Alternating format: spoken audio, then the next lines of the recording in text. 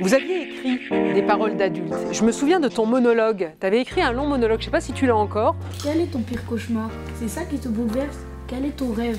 Comment voudrais-tu que le monde soit? Je les axe plutôt sur des images et puis des sons, de travailler vraiment avec le son de la langue, comme si c'était une musique. Et ça les décomplexe pas mal. Donc on a fait des petits jeux d'écriture au début là-dessus. Et on va rentrer dans le cœur de c'est quoi écrire en fait, et de raconter comment on voit le monde.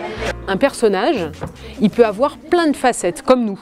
Des fois on est sympa, des fois on n'est pas sympa. Des fois on est beau, des fois on est moche. Moi, quand j'étais petite, j'avais la passion pour les livres. J'écrivais des livres. Mais après, quand j'ai grandi, j'ai oublié. Maintenant, ça me redonnait envie d'écrire.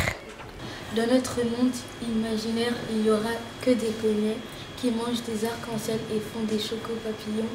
D'abord, il m'intéresse de savoir qu'est-ce que les enfants pensent du monde et qu'est-ce qu'ils pensent de la poésie. Et planter en eux une sorte de plante, cette plante fleur qu'on a parlé, c'est la liberté de penser. Aussi, dans la construction d'un poème, on peut reprendre les premières phrases. Ça nous avait travaillé l'écriture, l'orthographe et en même temps l'imagination. Alors c'est un projet qui est très ambitieux puisqu'il faut faire écrire une classe de 25 élèves, de se mettre d'accord sur des idées, de rédiger, de travailler la maîtrise de la langue.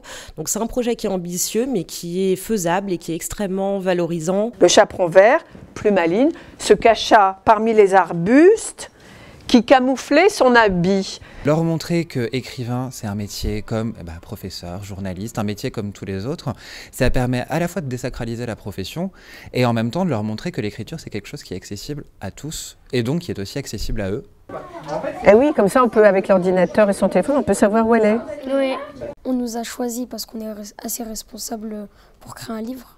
À la fin de l'année, ils auront un livre, un vrai livre, pas un livret ou quoi que ce soit, qui a été fabriqué par des élèves. Donc il y a vraiment une fierté d'avoir participé à quelque chose pour les élèves que je trouve très importante pour eux à l'école.